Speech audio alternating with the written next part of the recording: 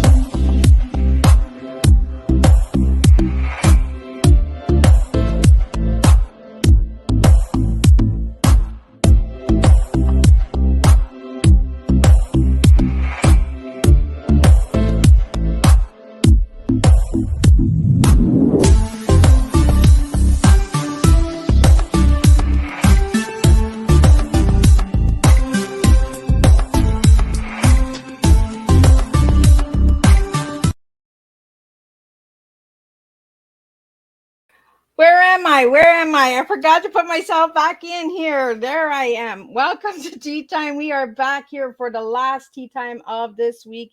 And boy, has it been a day.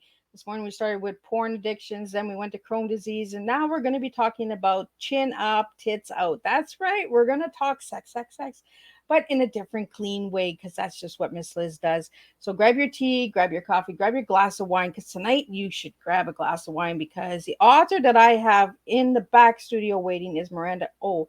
And she's going to be talking about her book series called Chin Up, Tits Out. That's right. I said it. For all the guys that have been listening and watching my posts and saying, Miss Liz, what tea are you drinking lately?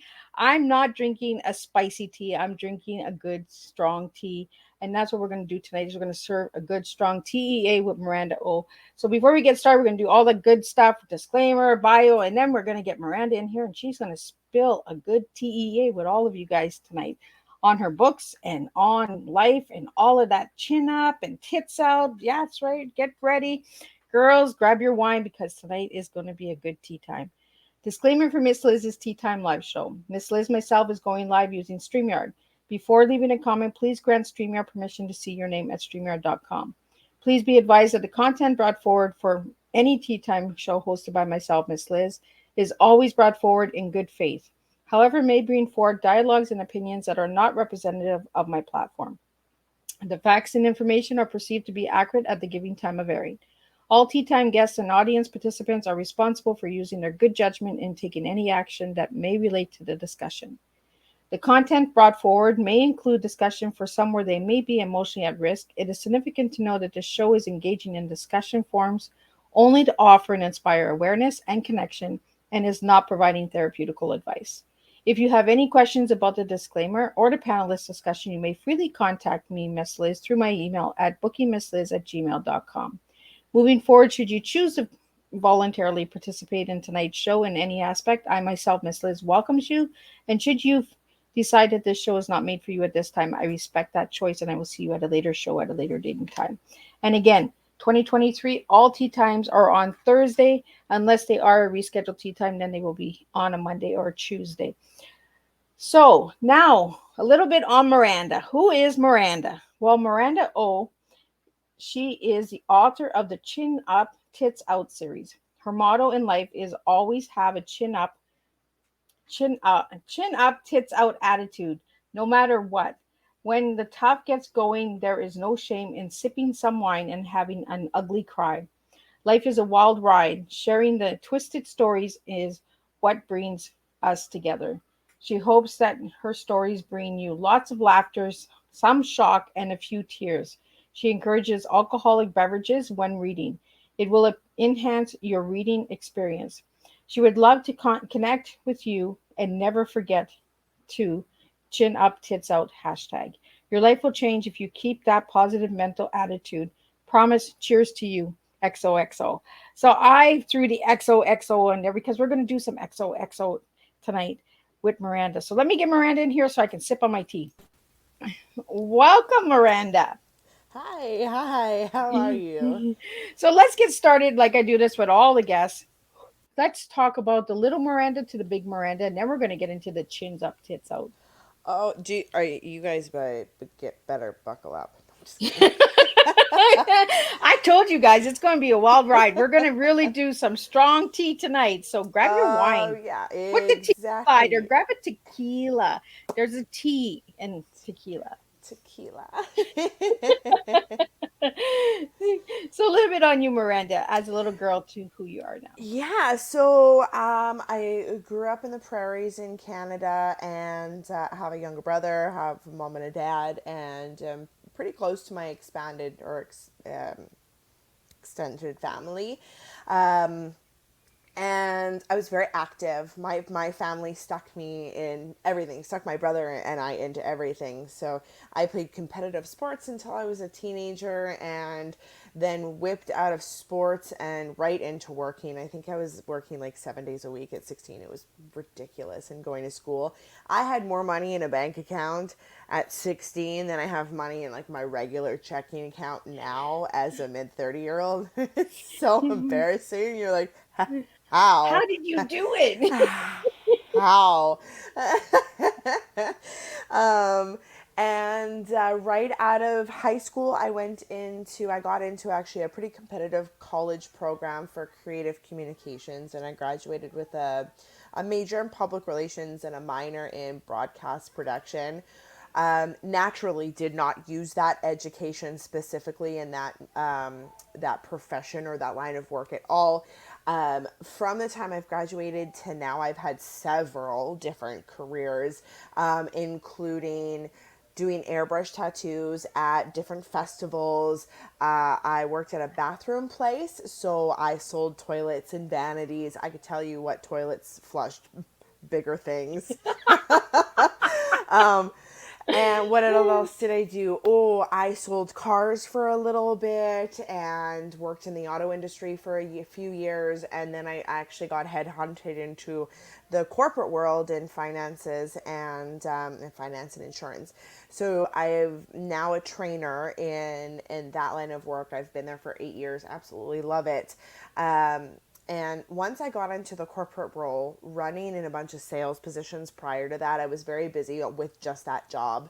Oh, and I even forgot. Funny story. So I got married at 20. Forgot that big one. That's a big one, Miranda. That's a big one. Uh, so you obviously know that was like it was just a part of the story, and it was a fun part. My ex husband is now my ex husband, but he and I had a very tumultuous love story. It was up and down, hot and cold. It was long distance. There was immigration involved. There was a lot that went on in our time together, and that ultimately ended. It ended with cancer and mental illness, and then he kind of just vanished. It was a very, very weird time in my life. So naturally, I wrote all about it, slapped a fiction label on it, and said, "Hey, chin up, There you tits out, go. That's baby." how we do it. That's how we do. So when people are like, "Oh my gosh, I'm so sorry," I'm like, "No, no, no. See, you don't understand. I've written and published 3 books. I've healed. I've shared with the world literally all of my mistakes, saying like, yeah, it's okay to laugh at me, or 2, completely relate to me, and 3, maybe I can." Prevent you from learning lessons the hard way, because I learned lessons the hard way. Right? Um, so that was a big chunk of my life, and then I went on like 7 or 8 years of dating. My marriage broke when I was, I think, 23. I was getting divorced. Married at 20, divorced by 23. So I spent the rest of my 20s figuring out what I wanted in myself, what I wanted in a partner. And then at 30, I didn't have any of that. So I had a meltdown like any good 30-year-old does. It's not a I thought I was pleasant going to be birth. dead at 30. My grandma called me on my 30th birthday and she's like, hello. I was like, hello. She's like, you alive? I was like, yeah. She's like, happy birthday. Goodbye. Oh, What?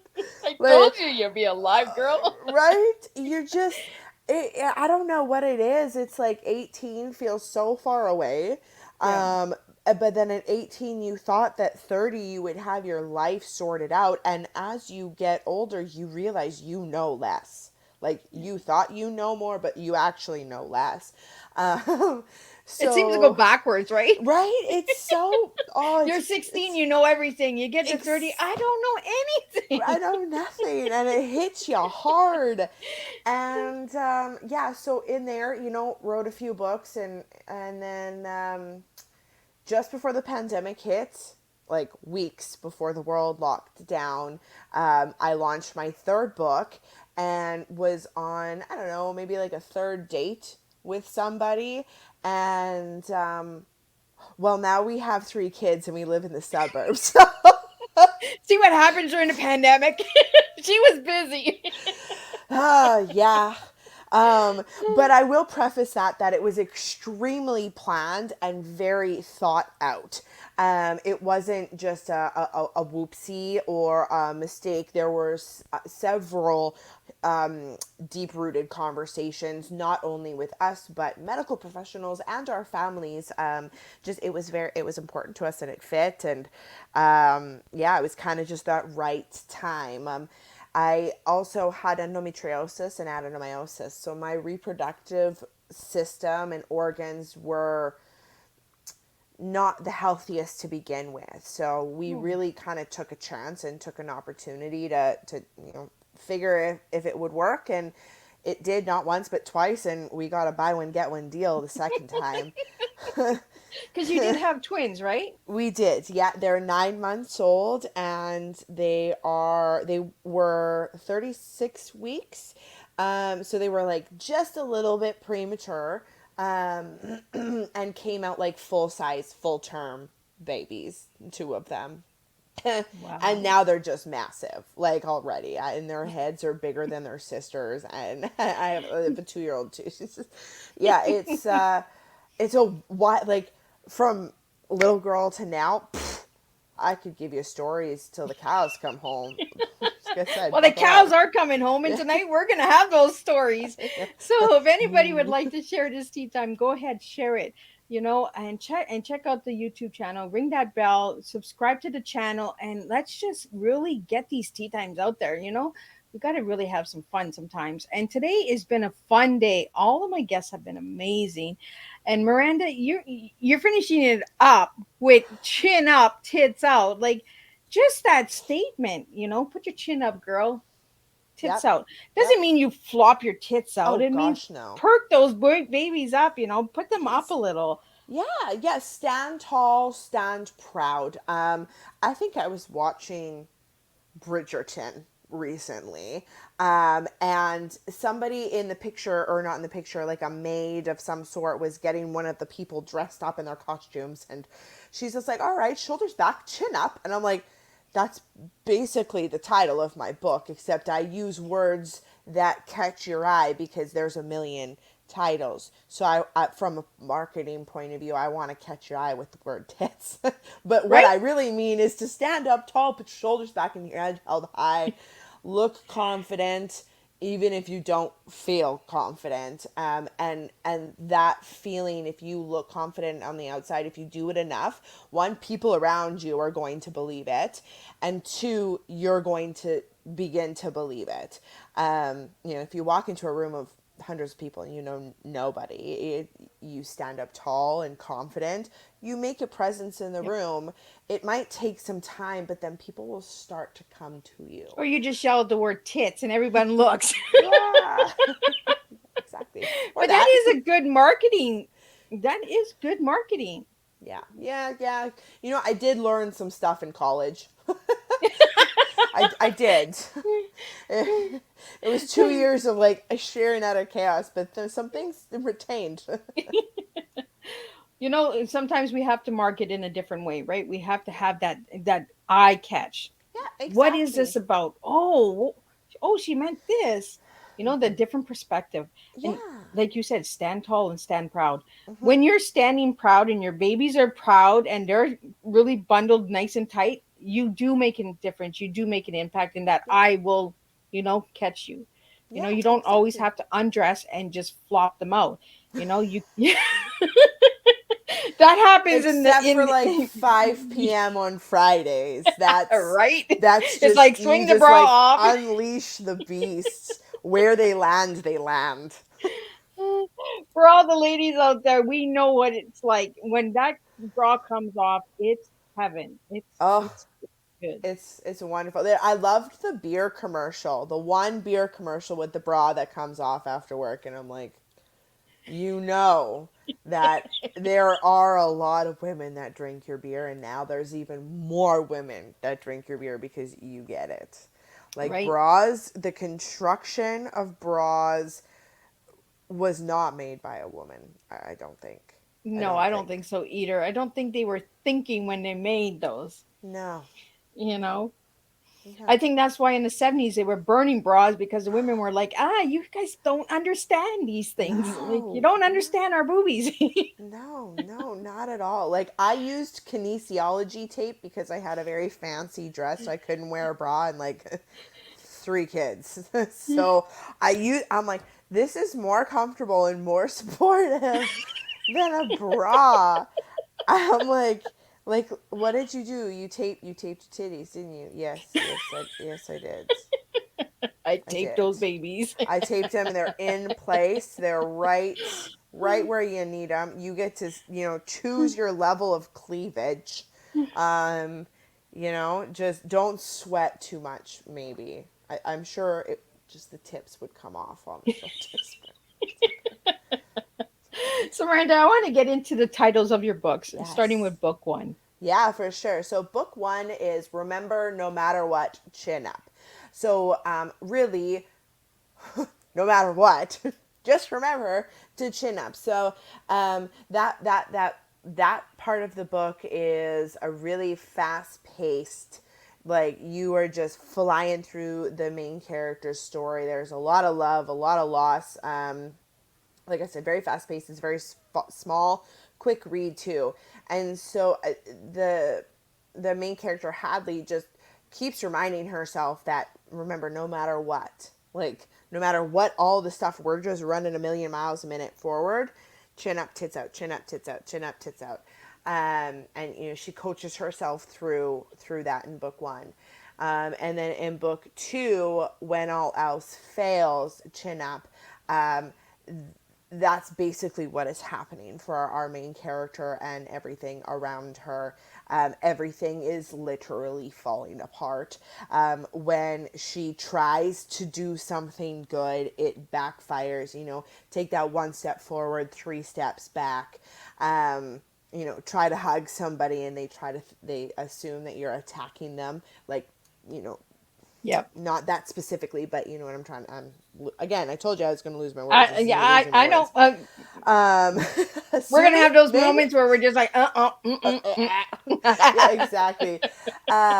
So there's, literally everything is failing around her, and she is coaching herself when everything, when all else fails. Chin up, tits out, chin up, tits out, chin up, tits out. Third book, Just Breathe, is simply at some point in your life. And I found that, you know, at that point in my life when I was going back into the dating scene after my loss and then the breakdown of my marriage, there was just breathe. Just take a breath, take a step. Like, that's all you need to do. And now, as a parent, sometimes I'm not taking a step because there's too much chaos around me and I don't want to step on somebody. But I just have to breathe because I might implode or burst out into tears or burst out into weird hysterical laughter. That sounds like a Chucky doll, and you're like, she okay? just so as a parent now, I'm like, right? I think they should have taught us how to breathe even before we had. I think that's why Lamaze classes started, right? Like Learn how to breathe. See, and like the power of breath, like if you ever get a chance to go to a breath work class, they may seem hokey pokey, they may seem hoodoo voodoo, they may seem so lame, but if you go into it with an open heart and an open mind and you just let whatever comes out come out, ho ho ho, game changer. You will not believe the power that your own breath has. I sobbed like like everybody in my family died. That is how hard I was hysterically crying through this breath work.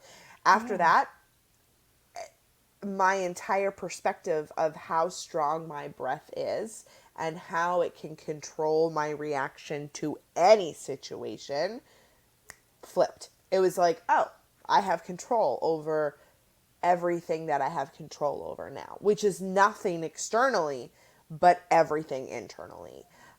Huge wake up for me. Huge wake up. So, anyways, just breathe. Chin up, So tits we have out. a question. Where do you find these breathing classes? Oh God. You know what? Great question. I found one locally with a girl that I went to the gym with. She went to a course in San Diego and learned how to do it over the span of a week or two and was doing her practicum hours and offered it to free to people and she was always really nice to me at the gym and I was like, oh sure, I'll just try it. Let me come Like over and let me breathe. what do I got to lose? Like let's call it a meditation. Like maybe drank a couple glasses of wine or indulged in like you never. I prepared properly, probably. It was a few years ago. Postpartum mental drop is real, so don't remember the details. I just remember the a release of emotion. And then after that, fully believing that I could handle my reaction to any situation and understanding that situations aren't bad or good. The reaction to the situation is bad or good. And I have control over that. So it was a big learning lesson for me. And I just kind of taken that on to everything now in my life moving forward. So, Well, we're but both you in can Google. Canada, right, Miranda? So, Yeah, but honestly, the training was done in the States. So, like, I would Google search breathwork classes locally in whatever town or city that you're in and see if there is.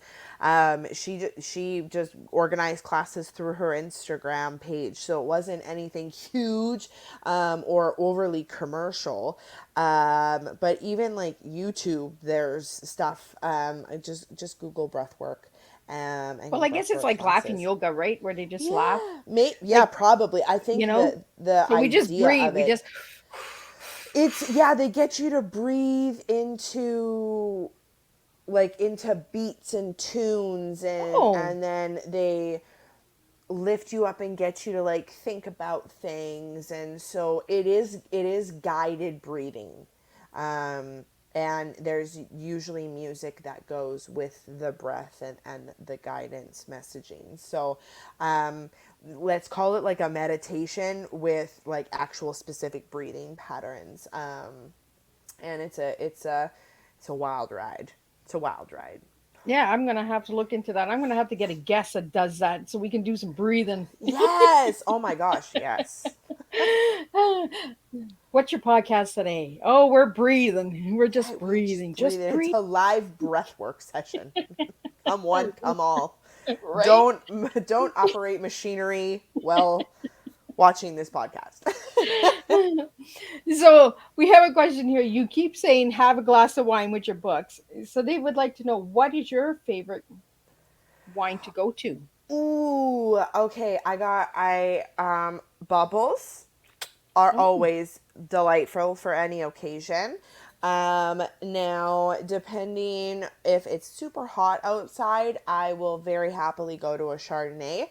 And if I'm eating some sort of rich meat or rich meal, or it's kind of cozy, like you want to be cozy because of the weather, I'll do an Old Vine Zinfandel. My parents are super wine snobby, so when I was 18, I had like a $30 bottle pallet and then when I moved out, I couldn't afford a $30 bottle, so I had to suffer and drink the $10 bottles of wine for a little while, and had to retrain my palate. But now that I'm an actual adult, Now I can drink the I $30. can drink the $30. I'll like buy it and save it for like a special occasion that I'm alone and I don't have to share it. Yeah, and you don't want to be popping a bottle of wine and then, Mom, Yeah. oh, No, it's like, oh. mom's not here right now. So, where do you enjoy your wine? Where? Oh my goodness. Okay, so if it is summertime where I am, it is either very, very hot or very, very cold. If it's in the summertime, I am outdoors. I love to be outdoors. The other day, like I said, I was watching Bridgerton. I wrapped up in blankets, not because it was cold, because the mosquitoes were really bad and I didn't have bug spray. So I was watching Bridgerton off my phone, wrapped up in a blanket and drinking a bubbly, sparkling water out of with like a straw. My husband came outside. He's like, "You okay?" I was like, "Yeah, yeah. It's just quiet outside. I'm It's fine. the bugs. It's the bugs. It's okay." He's like, "Oh my God, you're so crazy." Um, and then in the wintertime or cozy weather, you will find me perched up to a fake fireplace because I don't have a real one, or a south facing back window so it gets the heat from the sun. Oh, I'm like a perched little house cat in the winter. I just find the warm spot and sit on it. um, we have sun here. I'm going here. right, right. I'm just this little sunmonger, and my husband is the opposite. He's the vampire. I'm like, yeah, I don't know how we ended up together, Well, but opposites attract, right? we do, So, we do you know, exactly. you need that yin and yang. You need that. Yeah, You do. exactly. So it's a good balance. So, out of all three books, what is the top spot in your book that really just was hard to write? Oh, um, all of book two. All of book two? All of book two. Um, if you have gone through an illness, a disease, um, a disability with your partner, then whether you are the patient or the caregiver, this book will hit you hard. Like I'll be frank with you. Like it is it is very hard to read for people that have been touched by cancer. It is hard for people to read that have been touched by mental illness. And it's hard for people to read that have been touched with addiction. So all very taboo, tough subjects. And quite frankly, I went through it with my partner, and I felt terribly alone, even though I was completely well supported by my family and friends. There was no way that I could have felt any other way. And it was horrible. As a caregiver, I felt helpless and attempted to make gestures and kindness that always backfired and made things worse. And so not only writing that and reliving that was that was hard. It like there were times I was living with a bunch of roommates at that time, and all of them happened to be men. And I'm sitting there and I'm at the table and I'm like headphones on, blaring the most obnoxious music, probably like some sort of gangster tunes, and like my bottle of wine and my glass. I'm just sobbing and hammering the keyboard, like lost the color of the letters on some of the keys during that writing. And they're like, "We need to go take you out for a drive," and they would just like put my head against the window and open the window and just drive around the block and let the wind air me out. So reliving that was really hard. Reliving that was really hard from a sense of just going through all the trauma again. Cancer, it was one hurdle, one bad news thing after another. And then, the mental illness that came from that, and then the addiction, counting pain medication to make sure that he wasn't going to overdose, hiding medication. It reliving that was traumatic in itself. But then also realizing how much I gave up of myself. There was no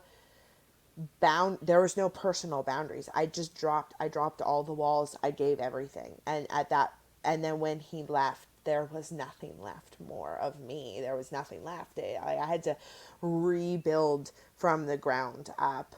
And that's everything of me, like emotionally, mentally, spiritually, physically, everything I had to build up. So realizing that, I made mistakes in my choices, which had led me to the outcome that I was in. That was a very hard pill to swallow.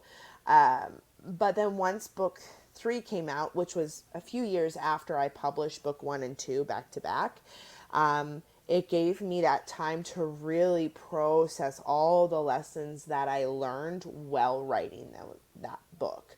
And then I was able to implement those lessons not only in my life, but then reap the rewards and kind of see them as I was writing book 3. I'm like, oh my goodness, look at this red flag that I pointed out beforehand and I avoided. So as much as it is hard, it is part of the story. It's necessary. I feel like with every tragedy and loss and hard time or any extreme negative emotion that you feel, the bigger the extreme on the negative part, now you have the flip side on the opposite part, right? So if you experience extreme low, you now have the opportunity to experience extreme high. It's your choice. Are you going to take it? Because if you have suffered for so long in the extreme lows, part of us believes that we never deserve the extreme highs. But quite on the opposite, or on the contrary, we deserve and we should be living up here. But it's a choice that we have to make, and it's hard choices sometimes that we have to make, like standing with your chin up and your tits out when it's hard. So yeah, that was a very long answer to your question. No, that's good, because you actually hit on a lot of things. And when we're writing our books, and we're as an author, we relive what we write, and I'm guessing that the characters that you made in your books, Miranda, are actually you. Yes, my main character Hadley is definitely she is very similar to me. I'm going to tell you she is more refined. Mostly because I hired somebody to refine her. Tone it down a bit. And I had to call it fiction. Like, I'm a girl from the prairies, just with a wild story. Like, if I were to label this, the autobiography of Haley, or not Hadley, sorry, Miranda you would be like, who's this? And why does she think she needs an autobiography? Like, what is so special about her life? So I figured, you know what? Let's just split my story into just three distinct parts. I was 3 distinct people in those parts, and so I wrote Hadley around that, and it was the best healing method for me. And I have learned so much as a writer, and as a professional in the world as well. The last few years, it's wonderful. It's so cool, and I just can't wait to continue to create whatever life throws at me. Well, and this is what we have to do, right? When we're in pain and we're going through stuff, we just got to release it. And writing does that. And I think Miranda's frozen. I'm not sure what Miranda's doing. Miranda, you're kind of sitting still there. Wiggle a little girl, so I know you're Can still you hear me? around. I don't know. It just locked me out. Yeah, I can still hear you. Can you hear me? Wiggle, wiggle. Am I there? Yep, I can hear you. Can you hear me? Okay. Yeah, Yeah. you're here, but you're frozen. You're like sitting all chin up and tits out. but I'm frozen. Ah. I can see you moving now. You're Okay. smiling. Can you see me moving now? Yes, I can. You're kind of stuck again. You're frozen again. Now you're I'm releasing, you're so moving. sorry. So, no, that's okay. Technology, things happen. So, Miranda, you can hear me though, right? Oh, I think she might have froze for good.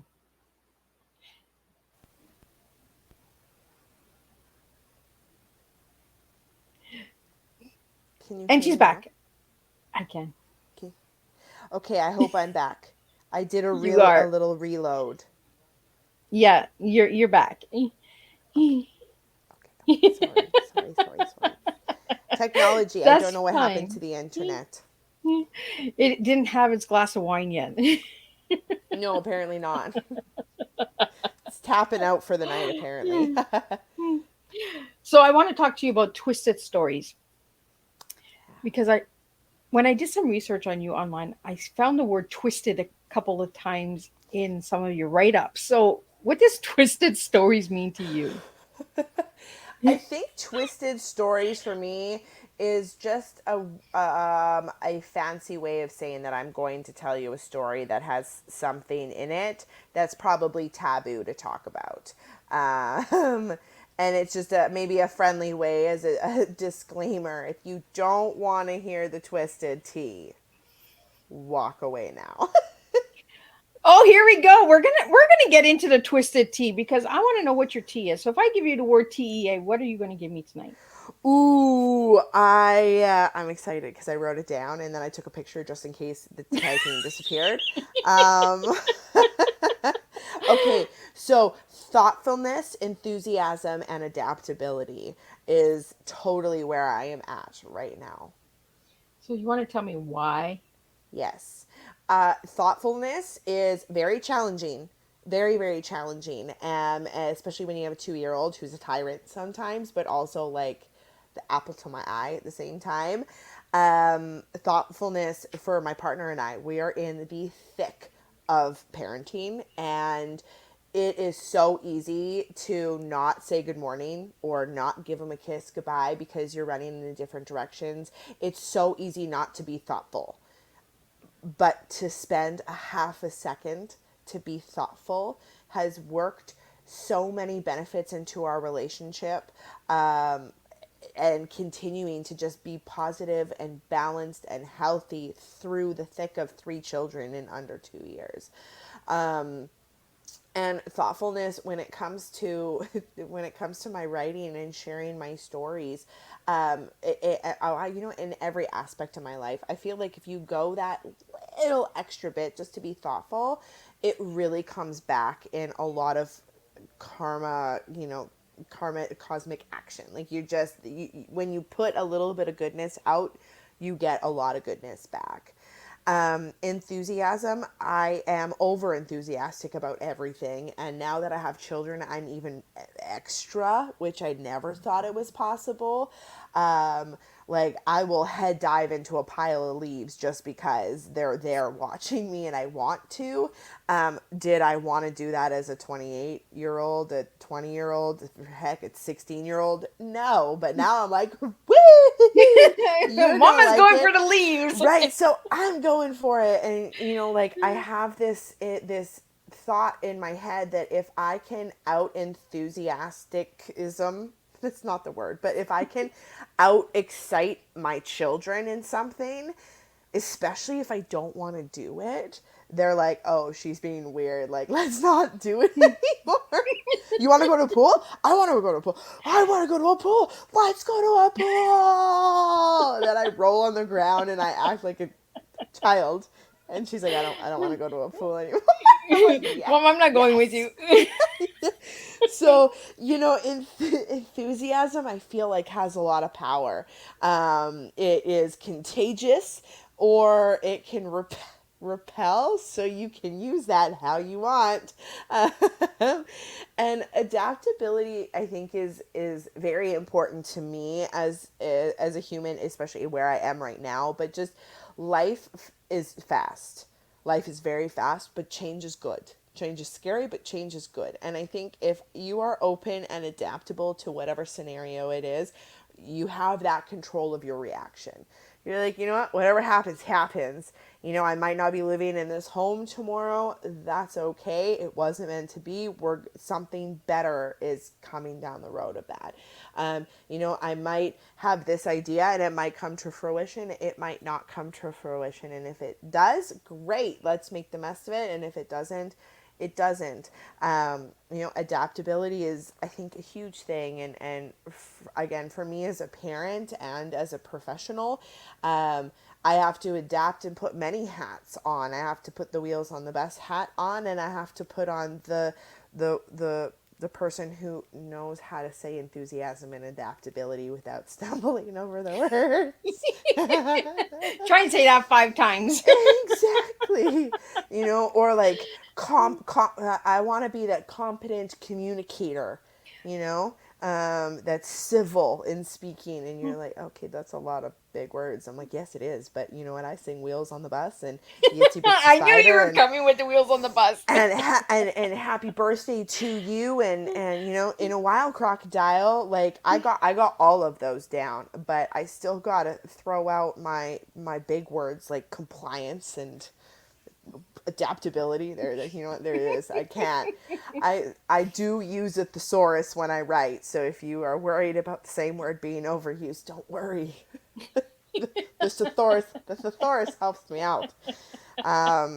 Can't say words properly either, but yeah. Well, that's when So you just that's go, yeah. yeah, You exactly. And know then I what just I end up mean. sticking my tongue out, and you're just like, "What are you doing, ma'am? This is an audio podcast only."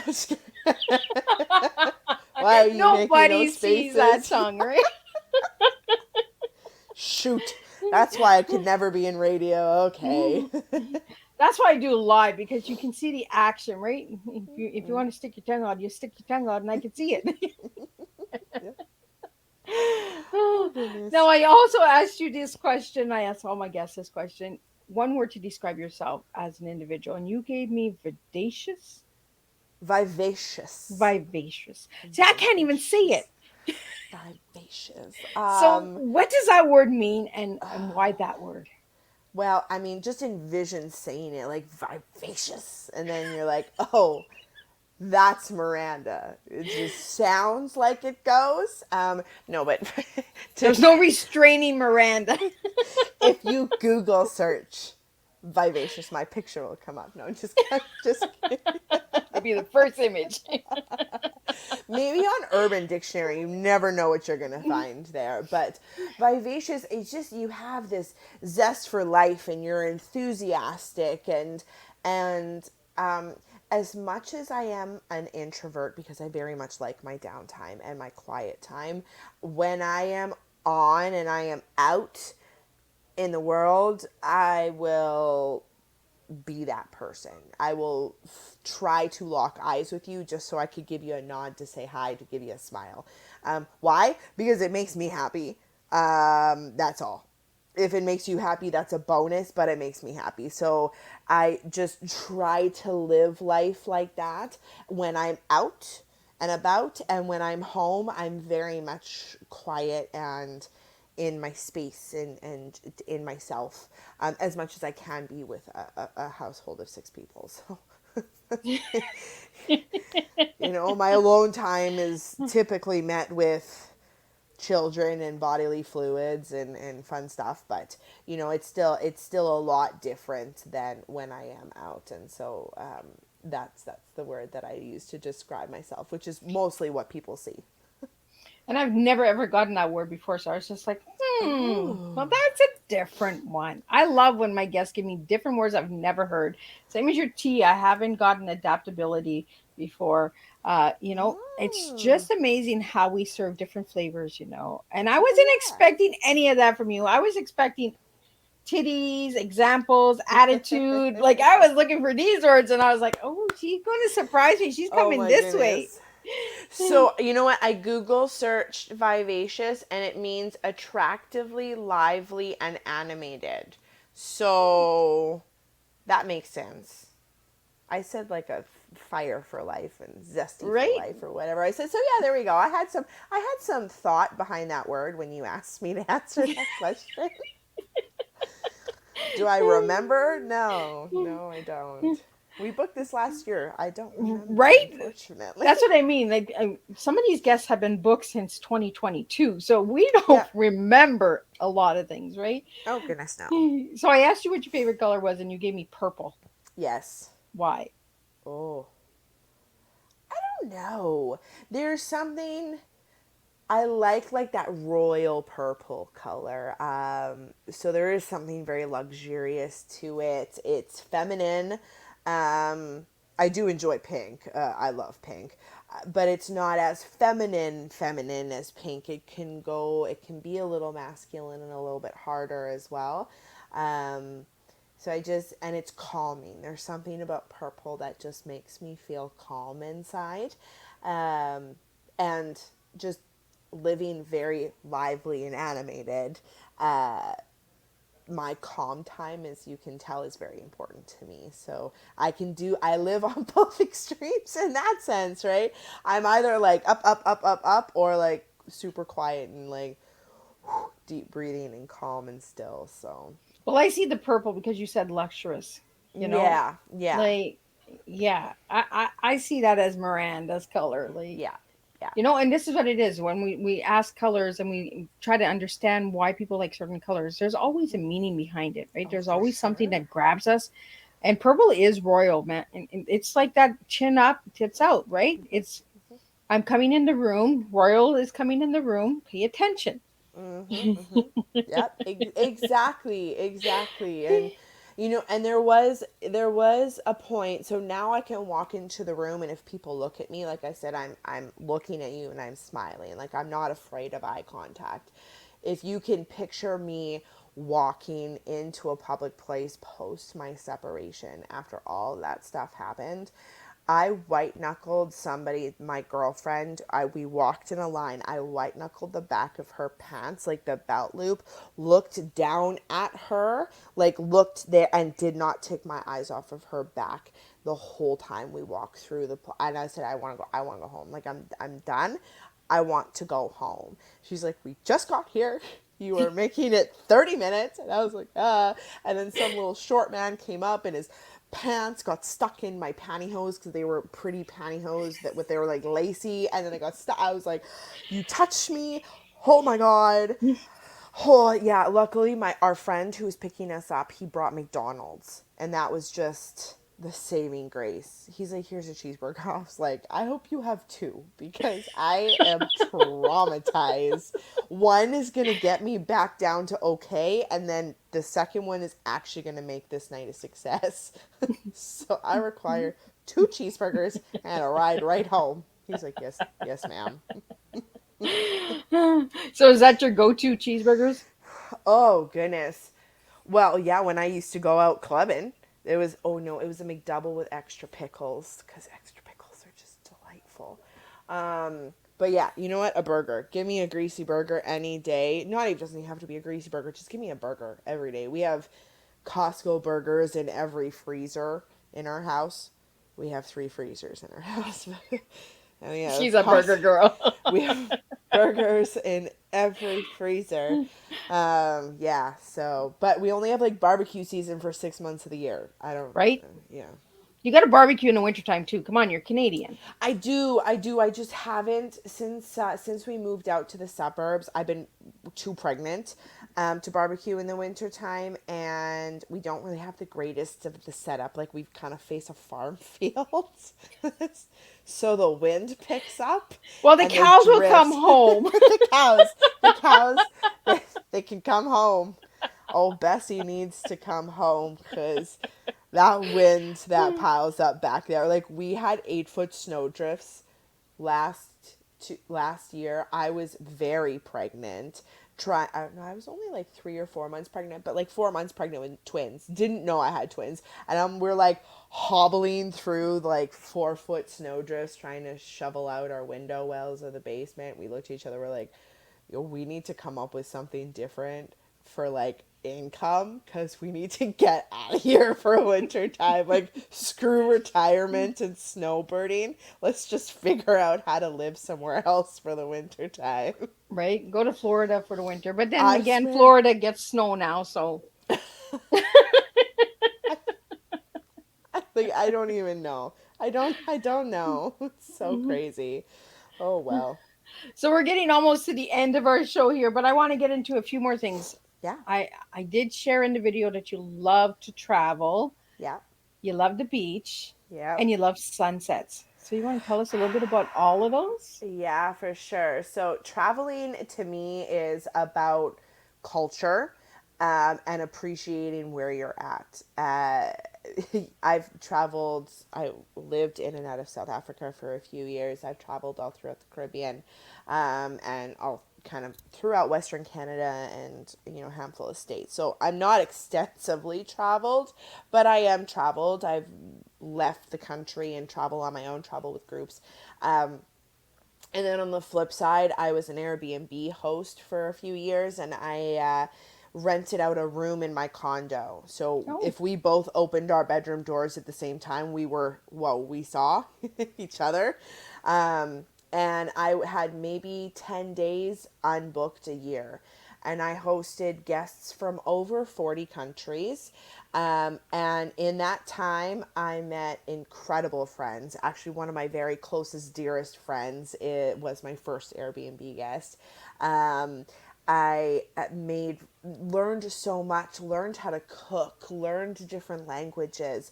And so traveling gave me this new perspective that, again, I don't know everything. And the more conversations you have with people from around the world with different perspectives and different backgrounds and different experiences, you not only learn so much, but then at the same time, you realize, okay, everybody's very different. Everybody sees things differently, processes things differently, feels things differently.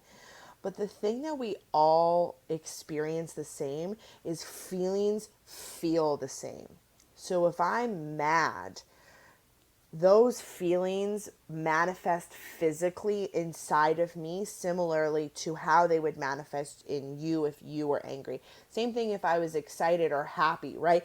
You want to smile, so your face goes up, your jaw clenches, you have butterflies in your stomach, you want to make your arms big, like all those physical attributes that start to happen when you feel an extreme emotion.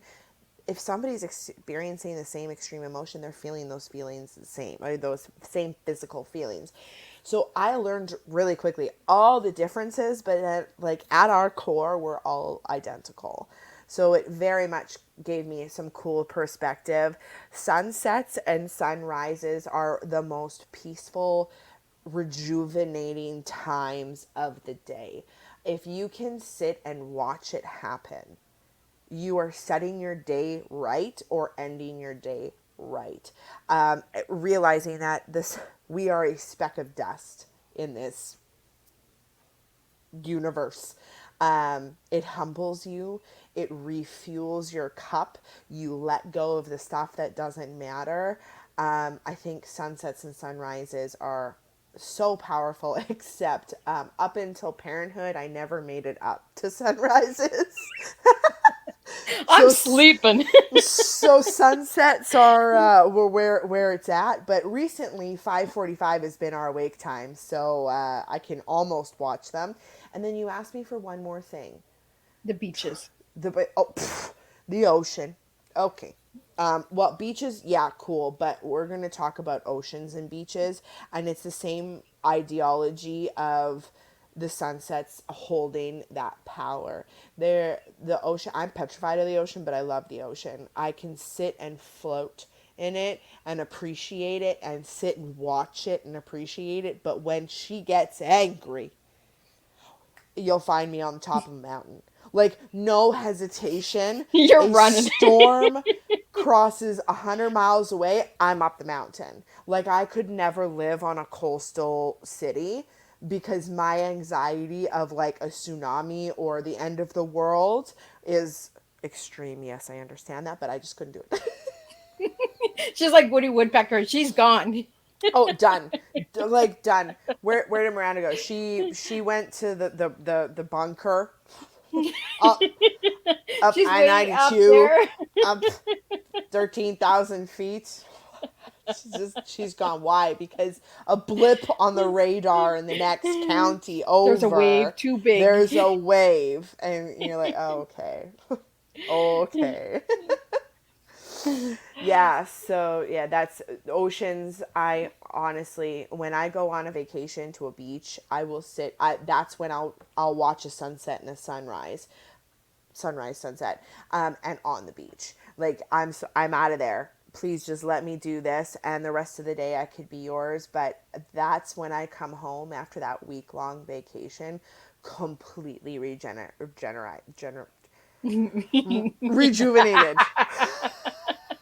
See, you got it. All you needed Look, was those that it wheels on was the bus. right, right.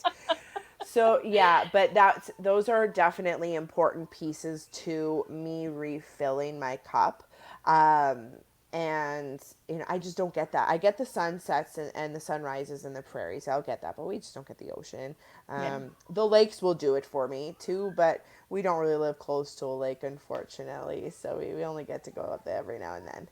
There's a big difference though between the lakes and the Yeah. oceans. Like Oh, the you can feel the ocean in you when you're sitting next to it.